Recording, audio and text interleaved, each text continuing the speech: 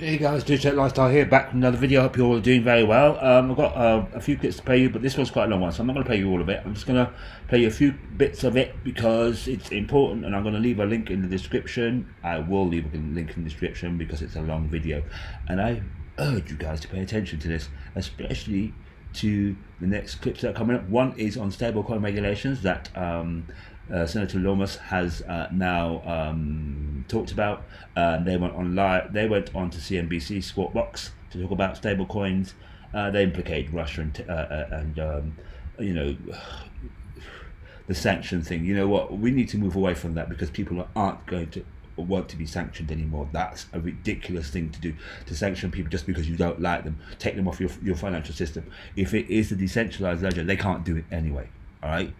Apparently the stablecoin is going to be pegged one-to-one with the dollar FDIC insured if there are issues. They are not looking at algorithmic stablecoins. Anyway, let me play you a bit of this. This guy here, I don't know his name, but he works for the BIS apparently, the Innovation Hub. Anyway, let's hear him speak. And I will leave a link in the description. If you like this kind of content, please do like and subscribe.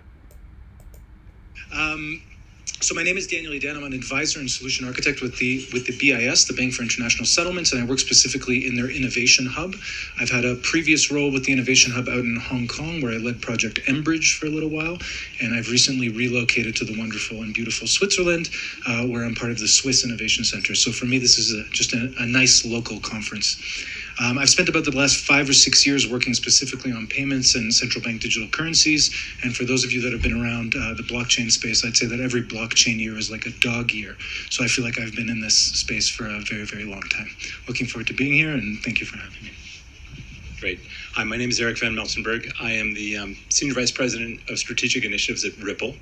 And I've been at Ripple for just a little over 7 years, having a variety of roles around the time. And I agree, dog years is an understatement in terms of what's happened over that period of time. Ripple's a company that provides blockchain and crypto solutions for enterprises.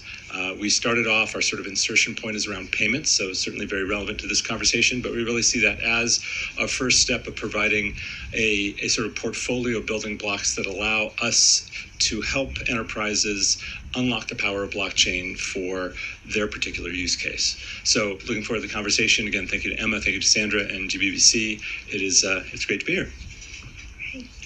Well, thank you for hosting this great event. Congratulations to GBBC on another awesome Davos. My name is Todd Fox. I lead the global public policy team at Visa. I'm based in San Francisco. Visa, of course, is operating in 200 countries and territories all around the world. We are a payments network.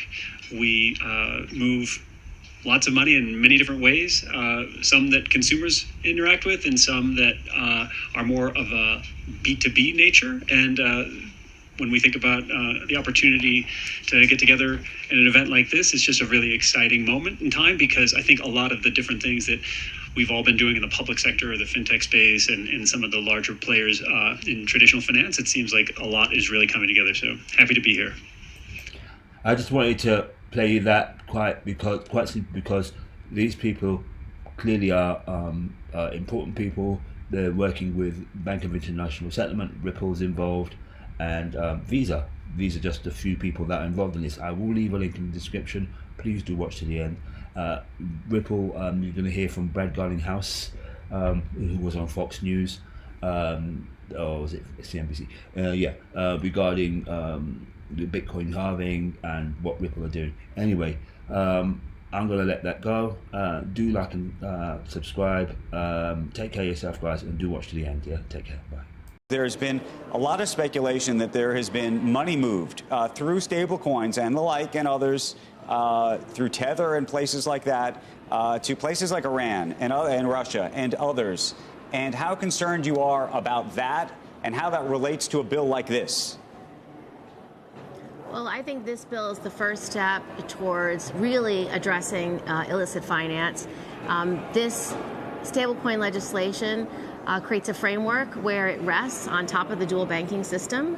It uses the protections of Know Your Customer and anti-money laundering protections in the banking system. This is a bill that's written to have 100% one-to-one dollar-backed. Custody has to be in a bank, and so you have all those protections in place in our ordinary banking system. And so this is bringing that level of transparency and accountability into blockchain and cryptocurrency. And the first, and I think the most important piece of this legislation, is to take stablecoin and put it into a proper regulatory framework so that we can have consumer protection, we can have transparency, accountability, and we can have certainty. Yeah, the worst thing we could do if stablecoins are being misused around the world is to step away and not regulate them. The whole purpose of this bill is to protect consumers while we acknowledge the existence and use of stablecoins. And furthermore, Senator Gillibrand has included some language from the FDIC that in the event there were an insolvency or a failure, a conservatorship or a receivership could be set up. So it's contemplated that even with our one-to-one reserves that we require and our decision not to allow algorithmic stablecoins, if something did fail, we have that safety valve of the FDIC receivership language. We also require that if a stablecoin is issued, that it's done by its own entity. It has to be a subsidiary, right. It has to be walled off, and it can have no commingling of funds with other assets. Yeah, separately custody is important. I can speak for Ripple. You know, the fact that we have hundreds of customers over the life cycle of Ripple, we've done 27 million transactions, over $55 billion of volume moved. So we have, this is well beyond, per the earlier comments, sort of a test bed or a proof of concept. We're out there moving real money. We have for years. So I'll stop there, but I'm sure we then sort of went to this next step, which was addressing liquidity by leveraging a digital asset. In our case, we use one called XRP as a bridge currency between really a fiat transaction. So from the end user's perspective, they didn't really understand or need to understand that crypto was involved. All they saw was faster, it was cheaper, it was more reliable, it was available 24/7. So all big improvements on what was happening before. And so we're continuing to move down that continuum, if you will, and we're taking more and more of the complexity on our backs, getting even into the flow of funds as opposed to just providing a technology. So we're licensed now in many states in the U.S. We have a BIT license in New York. We've applied for licenses throughout the world. We have our major payments institution license recently granted by the MAS in Singapore. So over time, we really want to be that go-to place where you can move money quickly whenever you want, however you want, and then start to layer on these other building blocks, if you will. So custody, I heard was mentioned in the prior panel, super important. We made an acquisition there last year. A Swiss company actually named Medico is now part of the Ripple family. And you can imagine tokenization is on the list, et cetera, et cetera. So anyway, I'll stop there. I'm sure we'll get this morning. Joining me right now exclusively is the CEO of Ripple, Brad Garlinghouse. Brad, it's great to see you. Great to see you again. Thank you so much for being here. First, assess where we are in this market, because crypto is up huge in just the last couple of weeks, right? Well, it's been up. It came down a little bit this past weekend. But I think if you step back over the last 6 months, Bitcoin's up about 250%. I think you're going to continue to see tailwinds, partly because of the ETFs that have been approved, which you and I spoke about in Davos, but also the upcoming halving, which is imminent. Yeah, it's a great point. The ETF introduction really broadened out the market in terms of potential users, I think, and people wanted to get in on it, so they bought an ETF to do so. But you recently predicted that the crypto market will double in size to $5 trillion by the end of 2024. That is a big prediction just by the end of this year. Yeah, I don't even feel like it's that big a prediction when you step back. And, you know, like any market, this is driven by supply and demand. You have decreasing supply for a whole bunch of reasons, the halving Bitcoin being an important one. You have an increasing demand, the ETF being a key part of that. And I think it's also people realizing that crypto plays a role as an asset. You know, it's a $2.5 trillion market. Maybe it's a little less than that now. But so it's basically just predicting it's going to double by the end of the year. And if anything, I think I probably under-predicted that. I feel like Washington is still trying to understand this market, and the people writing the legislation or potential legislation here to put barriers and around this market.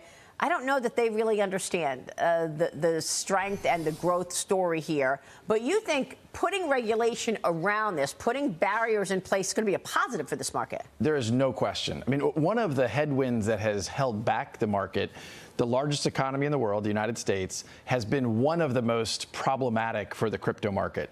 Innovation, entrepreneurs, and capital have flown into markets that have actually constructively engaged this market.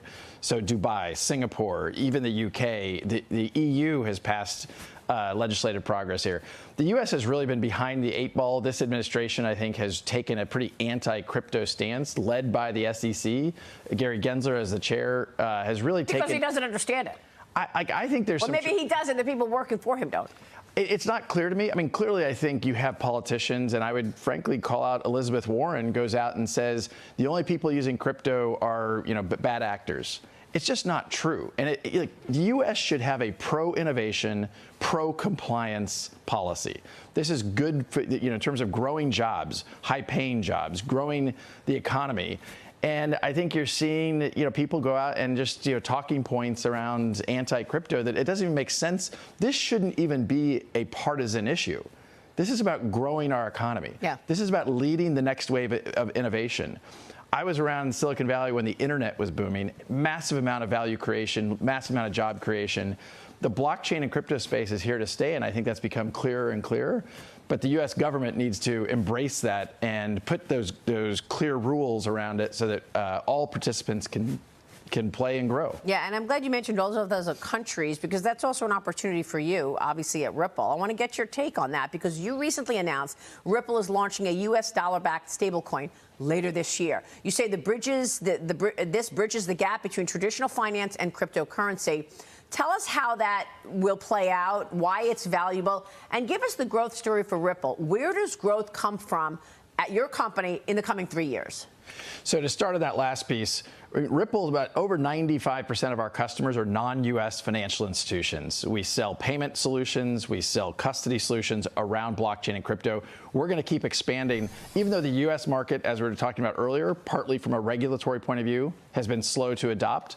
The non-U.S. market has been really, really strong for us. And you're going to be the infrastructure around all of that. That is our goal. And we think that opportunity is huge. We think that's going to be great for Ripple. We think it's going to be great for XRP, which is a digital asset we use. So I'm very, very optimistic about that. I just think that the U.S. needs to figure it out. And the stablecoin? Oh, the stablecoin.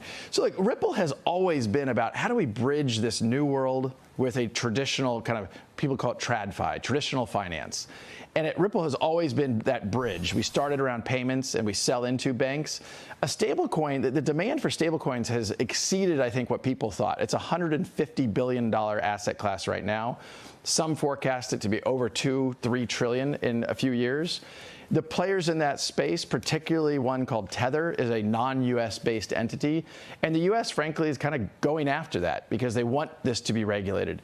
Just yesterday, there's a new bill introduced in the Senate to create some stablecoin legislation, which I think is a positive step of like, hey, finally, we might get some forward momentum there.